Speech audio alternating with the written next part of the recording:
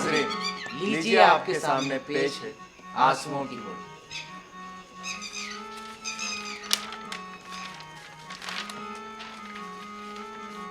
नामों को बिगाड़ने की प्रथा ना जाने कब से और कहां से शुरू हुई। इस संसार व्यापी रोग का पता लगाएं तो ऐतिहासिक संसार में अवश्य ही अपना नाम छोड़ जाएं। पंडित जी का नाम तो श्री विलास था, पर मित्र लोग उन्हें सिलबिल कहा करते थे। भाई, नामों का असर चरित्र पर कुछ ना कुछ तो पड़ ही जाता है। बेचारे सिलबिल सचमुच ही सिलबिल किस्म के इंसान थे। दफ्तर जा रहे हैं मगर पजामे का इजार बंद नीचे लटक रहा है। सिर पर फ्लैट कैप है पर लंबी सी चुटिया पीछे झांक रही है। अचकन ये बहुत सुंदर है। न जाने उन्हें त्योहारों से क्यों चिढ़ थी। भाई, दिवाली गुजर जाती पर भला मानस कोड़ी हाथ में न लेता। और होली का दिन तो उनके भीषण परीक्षा का दिन होता था। 3 दिन वो घर से बाहर नहीं निकलते। घर पर भी काले कपड़े पहने बैठे रहते थे। यार, लोग ठोह में रहते थे कि कहीं से बच्चा फंस जाए, मगर घर में घुस के तो फौजदारी चलती नहीं। एक आध बार फंसे भी, मगर घेघियां पुदिया कर बेदाग निकल गए। लेकिन सबकी समस्या बहुत कठिन हो गई थी। शास्त्रों के अनुसार ब्रह्म वर्ष तक ब्रह्मचर्य का पालन करने के बाद उन्होंने विवाह किया था। ब्रह्मचर्य के परिपक्व होने में जो थोड़ी बहुत कसर रही वो 3 वर्ष के गोने की मुद्दत ने पूरी कर दी। यद्यपि स्त्री से कोई शंका न थी, लेकिन औरतों को सिर चढ़ाने के हामी न थे। इस मामले में उन्हें अपना ही एक पुराना धुराना ढंग पसंद था। बीवी को जब कसकर डांट दिया तो उसकी क्या मजाल कि वो रंग हाथ से छुए। विपत्ति ये थी कि ससुराल के लोग भी होली मनाने आने वाले थे। भाई, पुरानी मिसाल है, बहन अंदर तो भाई सिकंदर। इन सिकंदरों के आक्रमण से बचने का उन्हें कोई उपाय ना सूझा। मित्र लोग घर में जा नहीं सकते थे, लेकिन सिकंदरों को कौन रोक सकता है। स्त्री ने आंख फाड़ कर कहा, अरे भैया, क्या सचमुच रंग नहीं घर लाओगे? अब ये कैसी होली है बाबा? सिलबिल ने त्योरियां चढ़ाकर कहा, अरे बस बस, मैंने एक बार कह दिया सो कह दिया, और बात दोहराना मुझे पसंद नहीं है। घर में रंग नहीं आएगा तो नहीं आएगा, और ना उसे कोई छुएगा। मुझे कपड़ों पर लाल छींटे पसंद नहीं है। मुझे मछली आती है। हमारे घर में ऐसी ही होली होती है। स्त्री ने सिर झुकाकर कहा, तो न लाना रंग संग, मुझे रंग लेकर क्या करना है जब तुम ही रंग को न छुओगे, और मैं भी कैसे छू सकती हूँ? सिलबिल ने प्रसन्न होकर कहा, निसंदेह यही साध्वी स्त्री का धर्म होता है। लेकिन भैया तो आने वाले हैं, वह क्यों मानेंगे? उनके लिए भी मैंने एक उपाय सोच रखा है। उसे सफल बनाना तुम्हारा काम है। मैं बीमार बन जाऊंगा, एक चादर ओढ़ कर लेट जाऊंगा। तुम कह देना कि इन्हें ज्वर आ गया है। बस चलो, छुट्टी हुई फिर। स्त्री ने आंख नचाकर कहा, एनोज, कैसी बातें मुंह से निकालते हो? ज्वर जाए मुद्दई के घर, यहाँ आए तो मुंह झुलस दूंगी निगोड़े का। अरे तो फिर उपाय क्या है? क्या किया जाए? तुम ऊपर वाली कोठरी में छिपे रहना। मैं कह दूंगी कि उन्होंने जुलाब लिया है, और बाहर निकलेंगे तो हवा लग जाएगी। और इतना सुनते ही पंडित जी खिल उठे। बस बस बस, यही सबसे अच्छा होली का दिन होगा। बाहर हाहाकार मचा हुआ है।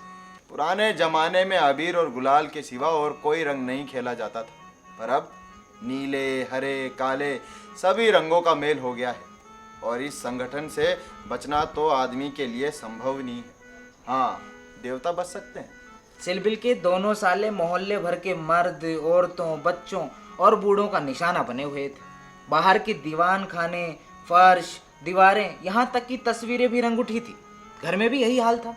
मोहल्ले की नंदे भला कब मानने वाली थी, पर नाला तक रंगीन हो गया था। बड़े साले ने पूछा, क्यों नहीं चंपा, क्या सचमुच उनकी तबीयत अच्छी नहीं है? खाना खाने भी नहीं आएंगे? चंपा ने सिर झुकाकर कहा, हाँ भैया, रात से ही पेट में कुछ दर्द होने लगा। डॉक्टर ने हवा में निकलने को मना कर दिया है। जरा देर बाद छोटे साले ने भी कहा, क्यों जीजी, क्या भाई साहब नीचे नहीं आएंगे? पर ऐसी भी क्या बीमारी है, कहो तो ऊपर जाकर देख आऊं। इतना सुनते ही चंपा ने उसका हाथ पकड़कर कहा, नहीं नहीं, ऊपर मत जाइयो, वरना वो रंग वंग से नहीं खेलेंगे। और डॉक्टर ने उन्हें हवा में निकलने को मना किया है। दोनों भाई हाथ मलकर रह गए। सहसा छोटे भाई को एक बात सूझी, क्यों नहीं जीजाजी के कपड़ों के साथ होली खेलें? अब वो तो बीमार नहीं है। बड़े भाई के मन में ये बात बैठ गई। अब बहन बेचारी क्या करती? सिकंदरों ने कुंजिया उसके हाथ से ले ली और सिलबिल के सारे कपड़े निकाल निकाल कर रंग डाले। रुमाल तक नहीं छोड़ा। जब चंपा ने उन कपड़ों को आंगन में अलगनी पर सूखने को डाल दिया तो ऐसा जान पड़ा मानो किसी रंगरेज ने ब्याह के जोड़े रंगे हों। अब सिलबिल ऊपर बैठे बैठे ये तमाशा देख रहे थे, पर जबान ने खोलते छाती पर सांप सा लौट रहा। सारे कपड़े खराब कर डाले, दफ्तर जाने के लिए भी कुछ नहीं बचा। इन दुष्टों को ना जाने मेरे कपड़ों से ही क्या बेर था। और घर में नाना प्रकार के स्वादिष्ट व्यंजन बन रहे थे। मोहल्ले के एक ब्राह्मणी के साथ चंपा भी बैठी थी। दोनों भाई और अन्य सज्जन आंगन में भोजन करने बैठे तो बड़े साले ने चंपा से पूछा, क्यों, उनके लिए खिचड़ी विचड़ी बनाई कि नहीं बनाई? भाई आज वो पूरियां तो खा नहीं सकेंगे। चंपा ने कहा, अभी तो नहीं बनाई पर बना लूंगी। वाह रही तेरी अकल, अभी तक तुझे इतनी फिक्र नहीं कि वो बेचारे खाएंगे क्या? तू तो इतनी लापरवाह कभी नहीं थी। जा निकल जा और जल्दी से चावल और मूंग की दाल लेके आ। और फिर क्या है, लीजिए खिचड़ी पकने लगी। इधर मित्रों ने भोजन करना शुरू किया और सिलबिल ऊपर बैठे अपनी किस्मत को रो रहे थे। उन्हें इस भारी विपत्ति का एक ही कारण मालूम होता था और वो था विवाह। चंपा ने आती तो ये साले आते ही क्यों, कपड़े क्यों खराब होते और होली के दिन मूंग की खिचड़ी ही क्यों खाने को मिलती। मगर अब पछताने से क्या होता, जितनी देर में लोगों ने भोजन किया उतनी देर में खिचड़ी बनकर तैयार हो गई। बड़े साले ने खुद चंपा को ऊपर भेजा कि खिचड़ी की थाली ऊपर दे आए। सिलबिल ने थाली की ओर कुपित नेत्रों से देखा और कहा, इसे मेरे सामने से हटा ले जाओ। क्यों, आज उपवास ही करोगे? और तुम्हारी यही इच्छा है तो यही सही। और मैंने क्या किया है, सवेरे से जुटी हुई हूँ और भैया ने खुद खिचड़ी डलवाई है तुम्हारे लिए और मुझे यहाँ भेजा है, लो खा लो। हाँ हाँ, वो मैं देख रहा हूँ कि मैं घर का स्वामी नहीं हूँ। सिकंदरों ने इस घर पर कब्जा जमा लिया है। मगर मैं ये नहीं मान सकता। अगर तुम चाहती तो लोगों से पहले मेरे पास थाली पहुंचा सकती थी। मैं इसे पतिव्रत धर्म के विरुद्ध समझता हूँ। और क्या कहूँ मैं तुमसे।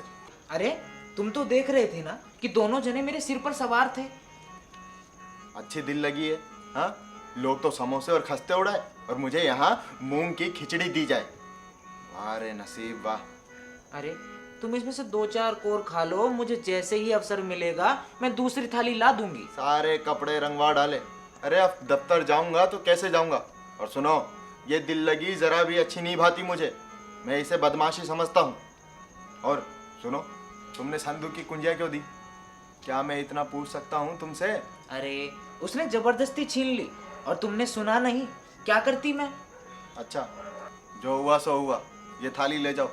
और सुनो, धर्म समझना तो दूसरी थाली ले आना, नहीं तो आज व्रत ही सही। एकाएक पैरों की आहट पाकर सिलबिल ने सामने देखा तो दोनों साले आ रहे हैं। उन्हें देखते ही बेचारे ने मुंह बना ली और चादर से शरीर ढक लिया और कराहने लगा। बड़े साले ने कहा, कहीं ये कैसी तबीयत है, थोड़ी सी खिचड़ी खा लीजिए। सिलबिल ने मुंह बनाकर कहा, अरे अभी तो कुछ खाने की इच्छा ही नहीं है। अरे नहीं, उपवास करना तो हानिकारक होगा, खिचड़ी खा लीजिए। बेचारे सिलबिल ने मन में इन दोनों शैतानों को खूब कोसा और विष की भांति खिचड़ी कंठ के नीचे उतारी। आज होली के दिन खिचड़ी ही भाग्य में लिखी थी। जब तक सारी खिचड़ी समाप्त न हो गई तो दोनों वहीं डटे रहे, मानो जेल के अधिकारी हों, किसी अनशन व्रतधारी कैदी को भोजन करा रहे हैं। बेचारे को ठूस ठूस कर खिचड़ी खानी पड़ी।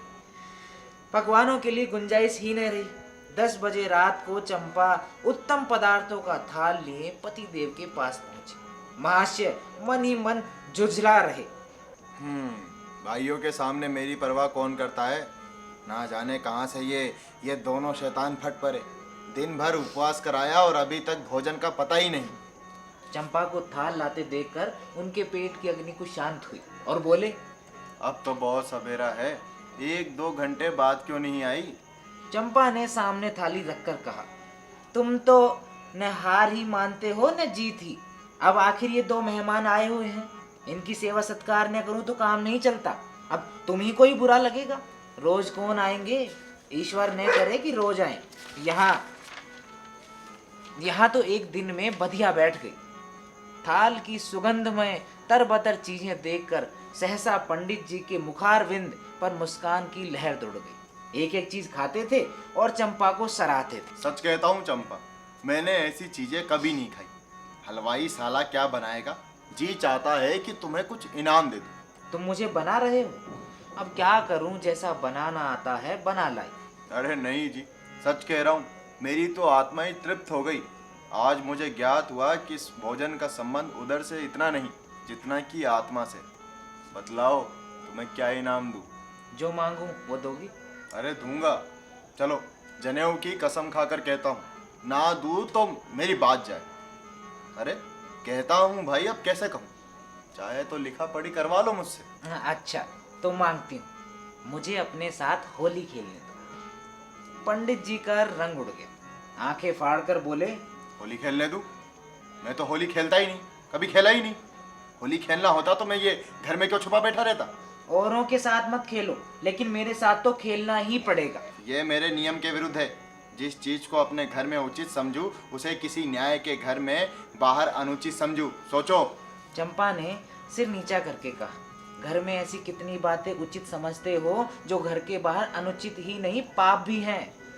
पंडित जी ने झेपते हुए बोले, अच्छा भाई, तुम जीती मैं हारा, पर मैं अब तुमसे ये दान मांगता हूँ। पहले मेरा पुरस्कार दे दो, पीछे मुझसे दान मांगना। यह कहते हुए चंपा ने लोटे का रंग का घड़ा उठा लिया और पंडित जी को सिर से पांव तक नहला दिया। जब तक वो उठकर भागे, उसने मुट्ठी भर गुलाल लिया और उनके चेहरे पर रंग दिया। पंडित जी रोनी सूरत बनाकर बोले, अभी और कोई कसर रह गई हो तो वो भी पूरी कर लो। मैं जानता था कि तुम ही आस्तीन की सांप बनोगी। अब और भी कुछ रंग बाकी रह गया है। चंपा ने पति के मुख की ओर देखा तो उस पर मनोवेदना का गहरा रंग झलक रहा था। पछताकर बोली, क्या तुम सचमुच बुरा मान गए हो? मैं तो समझती थी कि तुम केवल मुझे चिढ़ा रहे हो। श्री विलास ने कांपते हुए स्वर में कहा, नहीं चंपा, मुझे बुरा नहीं लगा। हाँ, तुमने मुझे उस कर्तव्य की याद दिला दी जो मैं अपनी कायरता के कारण भूल बैठा था। वो सामने जो चित्र देख रही हो, वो मेरे परम मित्र मनहर नाथ का है, जो अभी संसार में नहीं। तुमसे क्या कहूँ, कितना सरस, कितना भावुक, कितना साहसी आदमी था।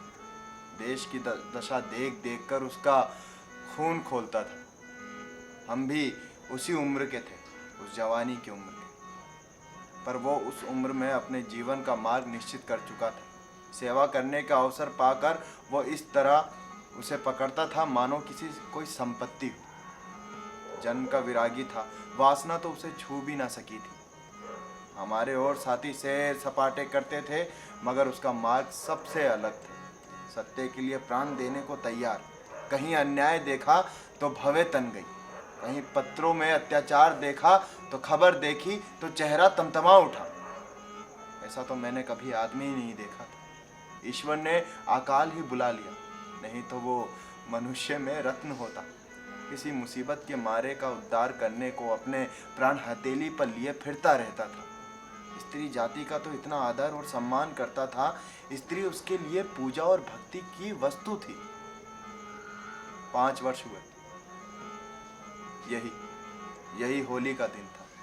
मैं भांग के नशे में चूर, रंग में सिर से पांव तक नहाया हुआ उसे गाने सुनने के लिए बुलाने गया तो देखा कि वो कहीं कपड़े पहनकर जा रहा है। मैंने पूछा, कहाँ जा रहे हो? उसने मेरा हाथ पकड़कर कहा, तुम अच्छे वक्त पर आ गए, नहीं तो मुझे जाना पड़ता। एक अनाथ गुड़िया मर गई है और उसे कोई कंधा देने वाला नहीं मिला। कोई किसी मित्र से मिलने गया हुआ है, कोई नशे में चूर पड़ा हुआ है और कोई मित्रों की दावत कर रहा है। कोई महफिल सजाए बैठा है, कोई लाश को उठाने वाला नहीं मिला मुझे। ब्राह्मण क्षत्रिय उस चमारन की लाश कैसे छुएंगे? उनका तो धर्म भ्रष्ट होता है। कोई तैयार ही नहीं होता। बड़ी मुश्किल से 2 कहार मिले हैं, एक मैं हूँ और चौथे आदमी की तलाश थी जो तुम आ गए। चलो चलें। हाय, अगर मैं जानता कि ये प्यारे मनहर का आदेश है तो आज मेरी आत्मा इतनी ग्लानि ना होती। मेरे घर पर कई मित्र आए हुए थे, गाना हो रहा था। उस वक्त लाश उठाकर नदी जाना मुझे अप्रिय लगा। मैंने बोला, भाई इस वक्त तो मैं नहीं जा सकूंगा, वो घर पर मेहमान आए हुए हैं। मैं तुम्हें बुलाने ही आया था।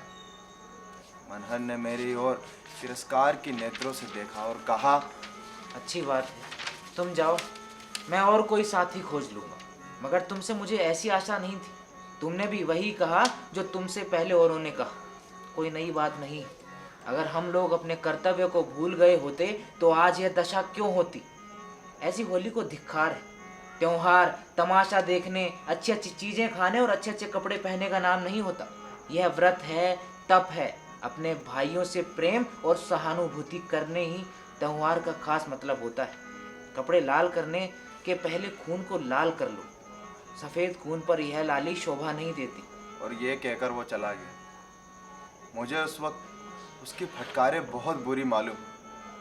अगर मुझे वो सेवा भाव ना था तो उसे मुझे ये धिक्कारने का कोई अधिकार ना दिया था। घर चला आया और वे बातें बराबर मेरे कानों में गूंजती रही। होली का सारा मजा बिगड़ गया। 1 महीने तक हम दोनों की मुलाकात ना हुई। कॉलेज इम्तिहान की तैयारी के लिए बंद हो चुका था, इसलिए कॉलेज में भी भेंट ना होती थी। मुझे खबर नहीं वो कब और कैसे बीमार पड़ा, कब अपने घर गया। सहसा एक दिन मुझे उसका एक पत्र मिला। हाय, उस पत्र को पढ़कर आज भी छाती फटने लगती है। श्री विलास एक क्षण तक गला रुक जाने के कारण बोल नहीं सका, फिर बोला, किसी दिन तुम्हें फिर बताऊंगा। लिखा था, मुझसे आखिरी बार मिल जाओ, अब शायद इस जीवन में भेंट न हो। खत मेरे हाथ से छूट कर गिर पड़ा। उसका घर मेरठ जिले में था। दूसरी गाड़ी जाने में आधा घंटा था। तुरंत चल पड़ा मैं। उसके मार्गदर्शन ना बंधे थे। मेरे पहुंचने से पहले ही वो सिधार चुका था। उसके बाद मैंने कभी होली नहीं खेली। होली ही नहीं, सभी त्योहारों को छोड़ दी। ईश्वर ने शायद मुझे क्रिया की शक्ति ही नहीं दी। अब बहुत चाहता हूँ कि कोई मुझसे सेवा का काम ले। खुद आगे नहीं बढ़ सकता, लेकिन पीछे चलने को मैं तैयार हूँ। और मुझसे कोई काम लेने वाला कभी आगे नहीं आया। लेकिन आज वो रंग डालकर तुमने मुझे धिक्कार की याद दिला दी। ईश्वर मुझे ऐसी शक्ति दे कि मैं मन ही मन नहीं, कर्म में भी मनहर बनूं। और यह कहते हुए श्री विलास ने तस्तरी से गुलाल निकाला और चित्ते पर छिड़कते हुए उसे प्रणाम किया।